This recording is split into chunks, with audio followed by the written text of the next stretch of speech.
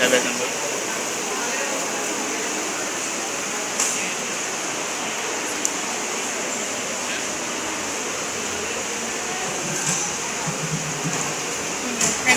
Cumprimentamos a todos com a paz do Senhor, amém?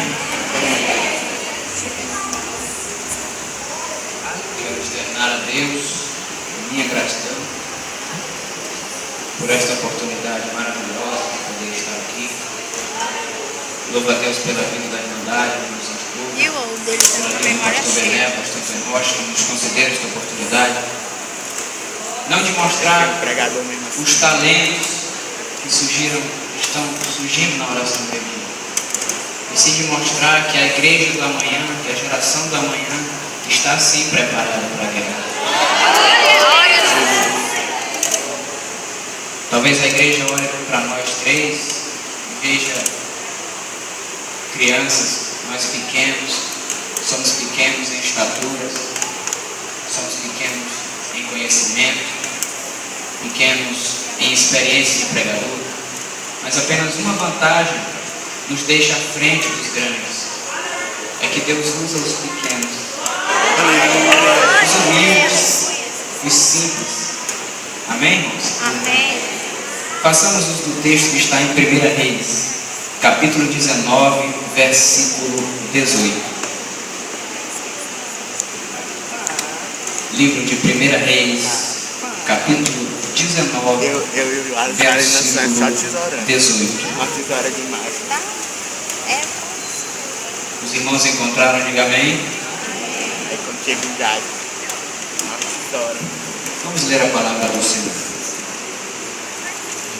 Diz assim: também conservei em Israel 7.000 de todos os joelhos que não se dobraram a Baal e toda a boca que não o beijou. Amém. Somente até aqui. Vamos falar um pouco sobre estes 7.000. Movimento que ocorreu em Israel durante uma reforma religiosa, podemos chamar assim. Israel estava vivendo sua vida espiritual na lama, podemos dizer assim. O fato dos 7.000 ocorreu na gestão profética de Elias. O fato dos 7.000, o acontecimento dos 7.000 ocorreu durante o reinado do rei Acabe, considerado pelos estudiosos o pior rei de Israel. Não falando na questão financeira e nem administrativa, não. E sim na questão espiritual, porque para Deus o que vale é o espiritual. Se não fosse assim, Acabe não teria recebido o nome de pior rei de Israel. Vemos, queridos e amados irmãos, que a vida de Israel, o reinado de Israel, a gestão de Israel ia muito bem. Será que tem flecha esse negócio aqui? Acabe sabia governar como poucos. A gestão financeira, estou falando do sentido financeiro, ia muito bem. O povo de Israel estava progredindo financeiramente, estava crescendo, e Acabe cada dia mais ia fazendo aliança com outros povos. É aí que chega um fato que o faz regredir, que o faz descer, que é o seu casamento com Jezabel, filha de um dos profetas de Baal. A palavra Baal significa dono. Então a palavra Baal, que significa dono, a palavra dono não vai especificar com mais clareza qual é o Deus que Israel estava adorando além de Jeová. Mas a Bíblia mostra aprofundadamente que o Deus que Israel estava adorando naquela ocasião se chamava Moloque, ou então Baal Moloque, como os irmãos bem preferiram, para significar dono Moloque. Esse Deus, a figura deste Deus, ele era de um animal gigantesco. A estátua deste Deus era de um animal gigantesco, cujos pés, as pernas e os braços eram de humanos, e no seu estômago havia um forno dedicado a consumir crianças rejeitadas, em sacrifícios oferecidos nas mãos da estátua. Vemos, queridos e amados irmãos, que o fato que aconteceu, que era o de sacrificar crianças rejeitadas, era abominação perante o Senhor. Ainda mais para um Deus estranho, que ainda por isso era mais abominação ainda.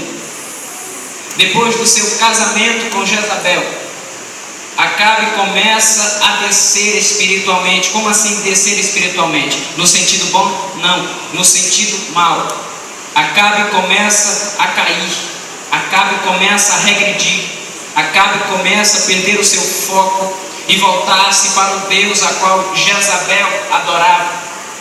Muitos falam sobre a característica e o caráter de Jezabel, uma mulher má, uma mulher ruim, que matou e perseguiu muitos evangélicos. Sim, é verdade, de fato. Mas Jezabel cresceu com aquela imagem adorando a Baal.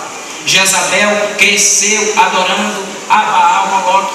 E é por isso que ela estava acostumada, na visão dela, na cabeça dela, Baal Moloque era Deus. Mas na visão do profeta Elias, Baal Moloque não se passava de uma imagem estúpida, porque o Deus verdadeiro era Jeová. Louvado seja o nome de Jesus.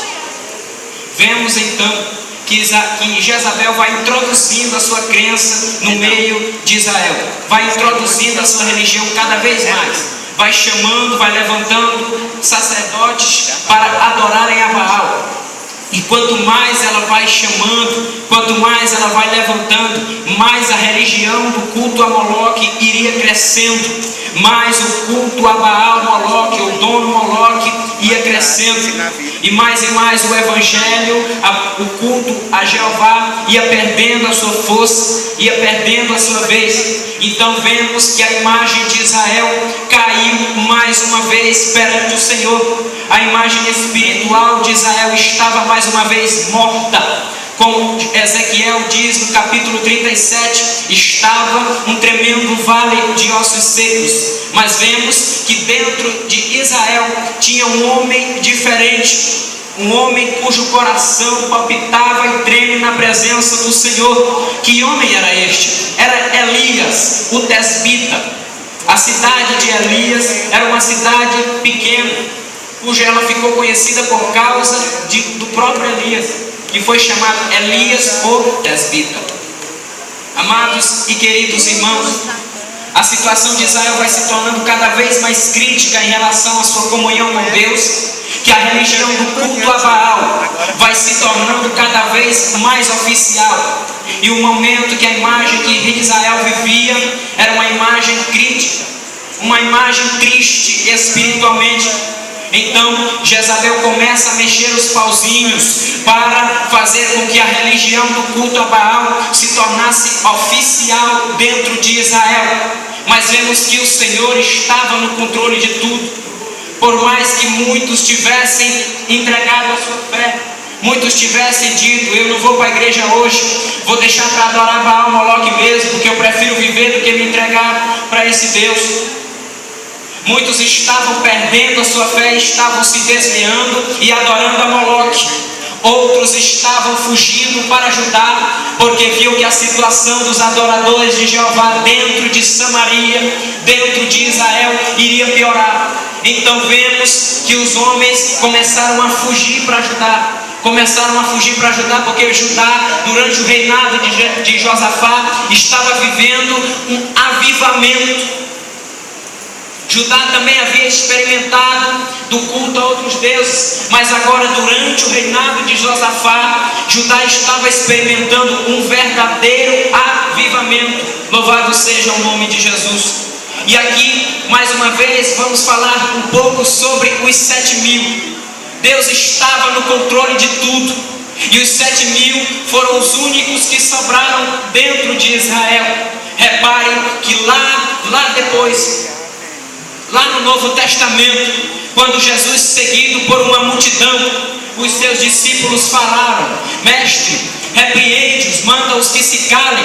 Então Jesus fala: se esse povo parar de clamar, até as pedras clamarão. Louvado seja o nome de Jesus. A obra não pode faltar remanescente.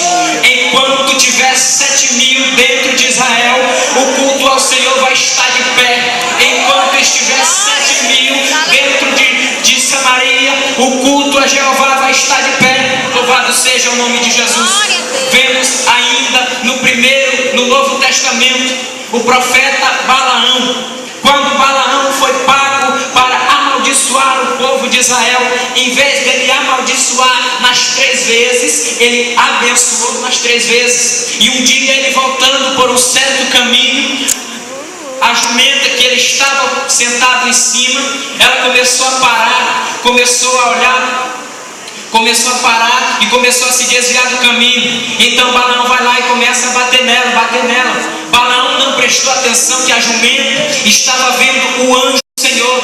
Não tinha profeta naquela ocasião para falar com Balaão. Então Deus usa a jumenta. Ei, eu quero te dizer uma coisa: enquanto tiver o que fala dentro dessa terra, não vai faltar a voz de Deus aqui. Glória a Deus. Aleluia. E isso foi o que aconteceu dentro de Israel. Os 7.000 começaram a se intimidar.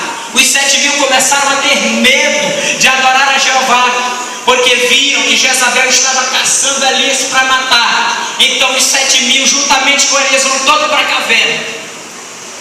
Outros vão se esconder em cidades circunvizinhas. Outros vão se esconder em cidades distantes com medo de morrer. Mas vemos que o Senhor estava no controle dos 7.000. Eu quero dizer, foi bom para aqueles que saíram para ajudar, foi, mas foi melhor para os que ficaram, porque eles foram os responsáveis por fazer com que o Evangelho permanecesse dentro de Israel. A mensagem que eu quero trazer nesta noite é que, enquanto ainda existiam os 7.000 dentro da igreja, enquanto houver 7.000 dentro do mundo, dentro deste mundo, enquanto houver 7.000, o Evangelho não vai parar. Glória a Deus. Não vai parar. Talvez os 7.000 dentro da caverna estavam todos se perguntando. Talvez eles dentro da caverna, quando passava uma carruagem na boca da caverna, eles ficavam com o coração na mão, dizendo: é agora que nós vamos morrer. Porque com a introdução dele, Jezabel vai encontrar nós e vai nos matar. a pregação, para ele só tem 5 minutos. Talvez um olha para o outro e diz assim: vamos orar? Porque Deus disse que a obra não falta remanescente. Tem que ser igual. Só sobraram nós. Só sobraram 7.000. Então, se sobraram 7.000, somos nós que somos os responsáveis por manter o culto a Jeová de pé. Eu quero só perguntar uma coisa meio que óbvia, mas eu quero que você levante a mão. Se você faz parte dos 7.000, levante a mãozinha lá em cima e dá glória. Deus está procurando um exército de apenas 7.000 homens. Como assim 7.000 homens? Ele está falando no sentido simbólico: 7.000 homens e mulheres que não se dobram perante Jeová. 7.000 homens e mulheres que adoram somente, que se prostram somente perante Jeová. 7.000 homens e mulheres que adoram somente a Deus sobre todas as coisas. Louvado seja Deus. E aí chega o momento em que Israel começa, os 7.000 começam a jejuar sem querer. Pão e água. Entenda o mistério aqui, por favor. Sabe por que a provação ela te prepara? É porque dentro da provação você jejua sem saber. Ele te deu o seu medo. O que ele te deu? Dentro da provação, O que ele te deu? Deus está trabalhando sem você saber. Dentro da provação, o teu coração fala com Deus sem você saber. Somente através dos gemidos que saem da tua boca quando você está chorando. Foi isso que estabeleceu os 7.000. Talvez você pergunte: mas pregador, Deus não podia trazer novos homens para dentro de Israel para que lá eles pudessem ajudar os 7.000 a se levantar? Não, podia. Mas como o nosso Deus é chique, como o nosso Deus é Deus de surpresa, Ele usa os menores, aqueles que estão em minoria. Deus usou apenas 7.000, e os 7.000 foram responsáveis por reestabelecer. Os 7.000 foram responsáveis por relevantar. Atiraram a fé. Olha só, irmãos, nós vivemos num tempo difícil. Nós vivemos num período